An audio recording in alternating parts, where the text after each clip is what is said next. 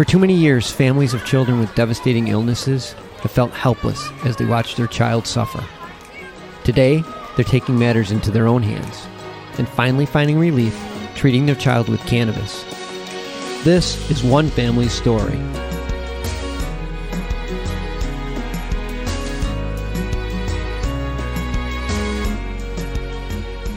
Hi, thanks for tuning in to another episode of Love and Cannabis. I am Nina. I'm Osiris. And we are the proud parents of Aiden. Welcome everyone to another episode. Hope everyone's doing great out there. Peace, love, and happiness to all. Nina won't be joining us tonight. She's away. Be back for the next episode, but so tonight it's just me. And, pretty much you guys already know what we've been discussing as it relates to cannabis and family and all the issues that revolve around that, whether it's internal, externals, all these things are all interconnected and related. One of the things that I wanted to talk about and share, which is personal in depth about, the fact that being a dad in this situation where, your child is dependent on you as well as your family, but your child more so because they need this medicine. As we said before, the medicine for your child to, basically heal from what they're going through. And this is a key. And we're having issues in the sense of making sure that we have this accessible to us at all times. One of the things that I've had to wrestle with is the idea that my son is going through this and I felt helpless to do anything, despite all the work, all the time, energy, just looking for people with the right products, meeting so many people with so many promises, just going on for the past 4.5, almost 5 years now, this young man's life. And, you're just hoping that it will stop it altogether. I mean, granted, I'm very happy for where we are and how far we've come, but I feel there's so much more in that we can do collectively in helping everyone else, just not my son. But the fact that as a father, you're dealing with this and, as a society and just basically being the patriarch of the family, being the head of the household, that responsibility is on you to make sure that you keep everything together. And one of the most important things to keep together is your mind as you're going through this, your emotions. You're being told, not to show any emotions and you suppress it so you can, keep the family grounded, knowing that, dad's got it. Dad's staying grounded. He looks strong. But like tonight, my wife's not here. Nina's not here. I have to, keep that facade going because when you peel it all down, we're just human beings. We have emotions. We have our ups and downs. Your highs and your lows, as you would say. But for the most part, when you're alone, you think about these things. You think about, what could you have done to change this situation? Where did you make that mistake? Where were you? What were you doing? How did this happen under your watch? As a dad, this is your responsibility, is to make sure your family's taken care of. You make sure you protect your family. Make sure you provide for your family, all those things that come with it, all the responsibilities. And it's heartbreaking because you see your child, your only child, suffering. And there are parents out there who have more than one child going through this. And I could only imagine, I bless them to stay strong. And you'd look at it and say, wow, this is not easy. And then you think also of the fact that a majority of families don't have one or two parents, whether it's through divorce, whether it's through death, whether just basically a single parent going through this. And you just don't know who to turn to, who can help, but you just keep pushing along. And that is something I could say I struggle with just at times when I'm alone thinking about it. And I tend to beat myself up trying to figure out, playing it back in my mind, where did I miss a step? Why didn't I see this happening? What could I have done differently? You visit that shoulda, coulda, woulda situation, but you just don't know. We went to the doctors. We had genetic testing that's telling us, well, it's one of his genes that has a slight defect that causes or triggers these seizures. And it's like you have this baby born and it seems perfect. Like there's nothing wrong. Of course, there's challenges, as a child is still developing, you're going to face some challenges. But for the most part, you're thinking, oh, my baby's healthy. He looks strong. He's going to be all right. And you're going to make sure that they're all right. You're going to make sure you provide them the first, the best food. Make sure mom is there and being, cautious of the things she takes in, because obviously, if your child's going to be breastfed, you want to make sure they're eating healthy. Your parent, the mother's eating healthy, and that basically goes into your child. And the same thing, I got to stay healthy. I got to be there and I got to stay fit. But when life throws you that curveball and then you're wondering, what can you do differently? How do I evolve as a person, as a father, and as a man? I mean, I didn't grow up with a person in my household, a male figure in my household. I could say, Dad, what should I do? Dad, what can I, what could I have done? Dad, teach me something. I had multiple male role models in my life, but someone to call dad, I did not have. I'd have to honestly say. So what I'm doing now is pretty much putting pieces together of men in my life that, showed me the way, who've spent time, talked to me, encouraged me. I've taken those great skills that they provide, those insights, and kind of mold them into what I see a father should be. And I'm living that out with my son. And that's something I have to share with him one day and let him know, hey, a lot of stuff I learned, a lot of stuff I've made up as I went along. I've made my share of mistakes. I'm not going to lie, I'm not perfect. But my heart is always in the right place because I had a strong mother and she taught me a lot. And one of the most important things that she taught us was how to love. Being affectionate, being caring, being respectful, just being that individual where people can turn to you, people can trust you, and people can love you wholeheartedly and unconditionally. And that's one of the things that I always hold fast is just being loving at all times, no matter what is going on internally or externally. And now I find myself in this situation and I'm like, all right, this is life.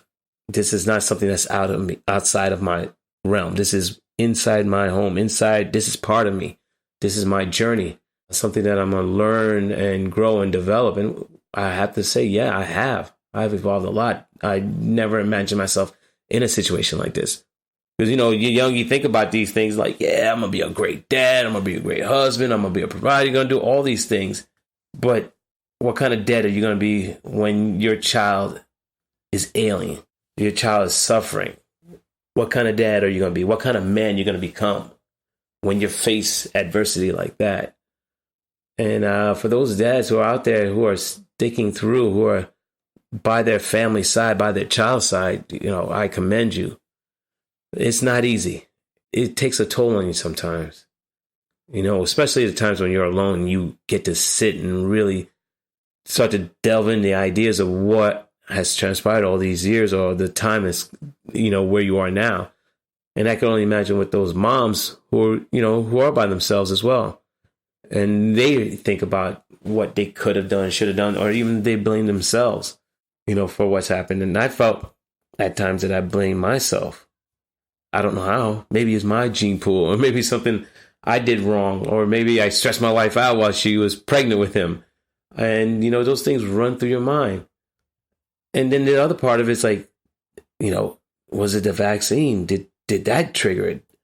So you wrestle with all these ideas and it seems like you can never get a clear-cut answer because everything you research tells you this, and tells you that, and your head's spinning and you don't know what to believe or understand. And so you're left with the idea like, I just got to keep going, keep pushing forward and looking for a cure. I mean, truthfully, that's what it boils down. We're looking for that cure. It's something to end this, Nina would call suffering. And others will say, especially those who are very religious, like you have to go through the suffering in order to come out of it as a whole. That's part of the process. And I'm seeing this process, but at the same time, I see my son and I see sometimes when he hurts, when he does have a seizure. I mean, it's nowhere near what he was having before. And that was probably the most painful experience of my life, and I've been around for a while, and I've gone through some painful experiences, but to watch a child so young, so small, go through so many seizures in a day, anywhere between 100 to 200, and there's nothing you can do about it. Nothing. You're just sitting there trying to figure out, like, where did we go wrong? What is going on? From the twitching, the jerking, the drooling, or the blind stares that you just can't get them to connect, or the looking off to space, or then the full body convulsion, the twitching, the jerking, the body locking up, and they're not responding. They stop breathing. The lips are turning blue. I mean, all of those things we've experienced. I think the one of the experiences that I still trying to deal with is when he could be standing there talking to you or playing, and his knees buckle out from under him and he just falls to the floor as if he fainted. And to hear that sound, that thud, when he hits the ground, it's painful. It's gut wrenching. It's just like it hurts you, and it's like you're in shock. You don't even know how to react. I mean, my reaction is just to grab him off the ground as quickly as possible to lessen the pain and console him as he cries. But I have to say that he's a trooper. He keeps me going. He really does. He keeps me looking forward to the next day. Because there are some dark moments when you're dealing with something like this. There are moments where you just you want to give up because you don't even know if you're doing the right thing anymore. You don't know if you are on the right track because you want to end it. You also look at the fact that there's other families who have it worse than you. So I start to feel guilty thinking about it. Just like, wow, okay. They're just happy if their child could sit up. Some parents, I've heard them say, I'll be happy if my child could smile or say my name. And some of them are the ages of 5 to 12 or 18 years old. And they're so dependent. I think for us it was that we got involved in cannabis so early. We administered CBD oil so early. I think it was a month after he was diagnosed. I have to thank my friend Scott for really educating me on cannabis. A year before, I didn't even think I was, a year before I was going to be knee deep in this situation of dealing with my child who has epilepsy. And to be able to help him in that way meant a lot, but I felt like it's not enough. Everything was, basically trial and error because it's not something that's going to happen overnight because you got to figure it's like most medications, you have to dose it in a certain way. You have to take into consideration their weight, also their meals of what they eat daily. Will it affect it? Will it slow it down? Will it speed it up? Metabolism. One of the things that we also had to think about was his current medication that he was on, the pharmaceutical drug. How did that interact? And we finding out there was conflict. So we had to figure out the scheduling. How do we space it? I mean, there was a point where no one was sleeping. Literally, my wife and I were running on schedules. Like, okay, you got the first hour shift. I got the second half of the shift. So we would take turns on who would sleep and who would stay up because he would have his grand mal's in his sleep.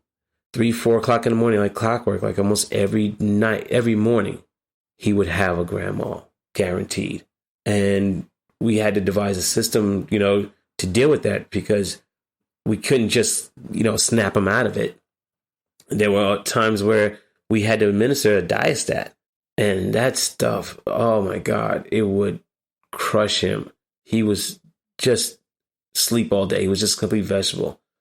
And then the seizures would come back more intense because of the diastat after it's basically a barbiturate. So once you take him off, he's going to have a withdrawal symptoms. And those are the things that we had to deal with, the twitching, the jerking. It was hard to even feed him sometimes because he would have it while he's eating and it would frustrate him. So it's those challenges as a man, you're thinking, what more can I do? What more can I do? What am I missing? How do I make this stop? How do I take the pain away? How do I make Nina feel comfortable knowing that everything's going to be all right without breaking down? just staying strong enough to be like, yeah, we're going to make it through. We're going to get through this. Don't worry. We're going to get through this. And then it's like sometimes you think at times I think I'm lying to myself. I just want to keep her happy and just keep her at peace of mind for now till we hopefully find something. Hopefully, we'll find that right strain, that right dosage to take it all the way. But for now, we're just completely dependent on it, more so than the medication. And being in a situation, I've learned to fight for everything that we need for him to survive. I've always wanted to suppress that because I've always fought, since I was a kid. You get bullied, you get teased because I wore glasses, so I get teased, I get bullied. So fighting, that was part of it. After you get older, it's just like, I don't feel like fighting. But now I find myself in a situation I've got to constantly fighting for information, fighting to get the right people to support what we're trying to do as a whole, getting people to understand what it is you're dealing with. And those individuals who are empowered to make decisions hear you, but don't listen because they have their own agendas. So it makes it challenging. I mean, just even getting services for my son to make sure that he was getting everything he needed, we had to fight for that. To get him to the right school, we had to fight and research for that. It's almost like a constant battle. Then you come home and then, you and your partner are fighting. We would have some arguments over things, and it's just like, well, who's going to do this? Who's going to do that? Who's going to go to the school to administer this CBD? Who's going to take time off from work to go to a meeting? All those things. And it's just battle after battle. And it's like, this is not what it's supposed to be. This is not the life that I had, projected for myself or even dreamt would ever be. But I'm growing and learning from it. I am learning to work with what I have. And I just have to stay strong for him and for the family as a whole. Just have to get up every day and smile and enjoy those good moments. Enjoy those times that he does, laugh, that he's able to talk, he's able to play, especially when I watch him on his scooter up and down the apartment, just rolling, him screaming out, yeah, baby. It's just like, okay, he's having a good day. Even if he does have one or two seizures here and there, it's still awesome because it doesn't stop him. He'll cry for a second, but he's determined to get up and do something.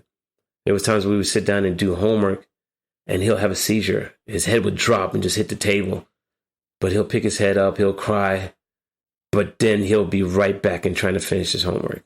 I'm like, wow. And it's like he's determined to get it done. And when he's done, he's happy.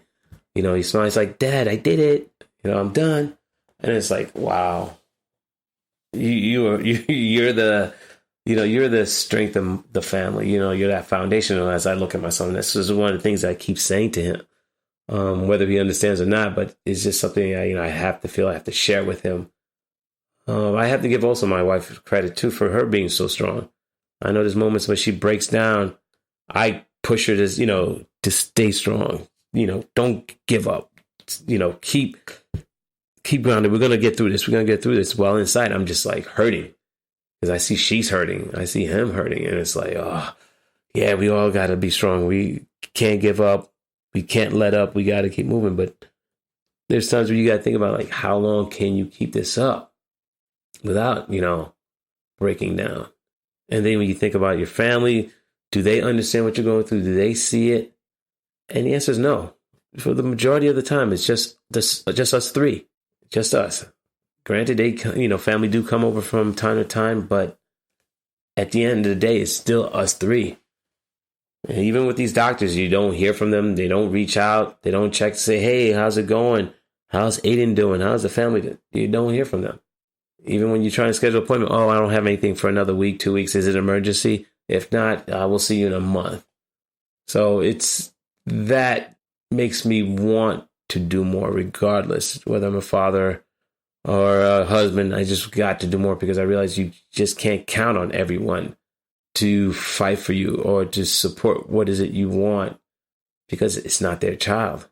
As much as they say they love you, they love your child, but again, it's not theirs because it's not their flesh and blood.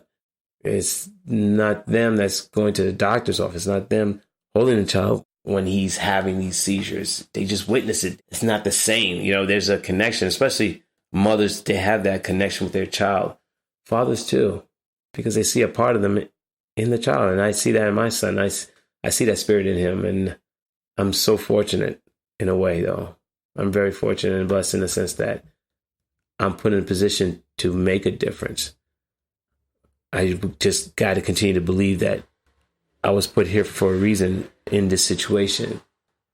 And I guess it's not my place to figure that out, but it is my place to continue what I'm doing. And that's really all I can think, because there's so much. There's so much. We could do this for hours. But for those dads out there, stay strong. Definitely stay strong. And this plant is such a powerful thing in our lives that could actually alter all that's happened. And we have to support. It's crazy. You got to support this plant. It's like that's going to be our movement, is to support it, to make sure that we have it accessible, because we say it's a miracle drug, but it's not a miracle drug because it's what our bodies need. It is part of us, and we have to reconnect with that. And that's what I'm doing with my son, is reconnecting him with it in the purest form. I love him dearly. I love my family dearly, and I'll do anything for them. I'll sacrifice whatever I have to make sure they're whole, make sure they're grounded, make sure they're protected, and make sure that they're all right. And I think that's with every dad or any parent, really. But for the most part, the dads, because we are perceived in a way, but we do have our shortcomings. We do have our weaknesses, and we do make our mistakes. But for the most part, we are there. We are strong. We love our families. We care deeply, especially situations like this, where we just have to, stay there and be strong. Granted, there are those who feel that they can't handle the pressure. They can't take what's going on, whether it's the stress from dealing with the child who can't do anything for themselves, or the relationships falling apart from the stress itself. And I can wholeheartedly speak to that because we've been there. Nina and I have been there. We've been at our breaking point. But through it all, we're like, no. We may give up on each other from time to time, but come back together and be like, okay, well, let's make this work.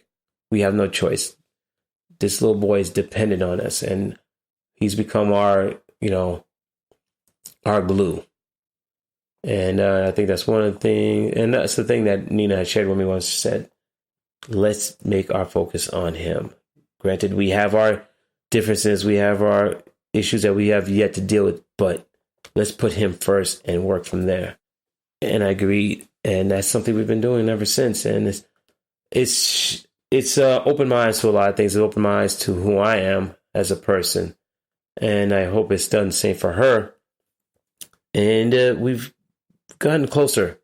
I think we've gotten to understand each other and how we think, and I think that was one of the things that we're missing is our communication, understanding how we work, because we are totally two different peoples. In every shape and form and thought process, every way you could imagine, we are different. But the one thing that we do is love our child dearly. And that's helped us a lot, especially going through all this. I know that she thinks about it. I know there's times when she's alone, she just wonders, what could she have done differently? Did she make a mistake? Did she do something, that triggered all this? Is it something that she could have changed? But we never talk about it. It's one of those things that we just don't talk about. We just go through the days and looking for, that rainbow, that will just let us know that, hey, everything's going to be all right. And we've had some good times. We've had some really good times. So I cannot take away from some of the happinesses we've been experiencing as a family. Going away together, can spend some time going to the beach, which Aiden loves to do. He loves to swim. He loves to be in the water. And he's learned how to swim. So that's one of the things that he dearly enjoys. And I appreciate as well. It's a lot. It's a lot. And every day it's a struggle. But get up and do it. Just get up and forge forward and make sure that my family's taken care of. I make sure I take care of my family, and most importantly, take care of myself. That's something I'm still struggling with, is taking care of myself first. That's something I've always struggled. I've always taken care of others before I take care of myself. So that's something I feel I got to start doing because I want to be here. I really do. All right, guys. I think that's enough from my thoughts for the night. There's so much. But yeah, I believe that health is so important that I've been neglecting it, and I need to really address that. Really do. All right, guys, I want to sign off, and I hope all of you are doing well. Thanks for tuning in to another episode of Love and Cannabis. I'm Nina. I'm Osiris. And we're the proud parents of Aiden. Be strong and stay empowered.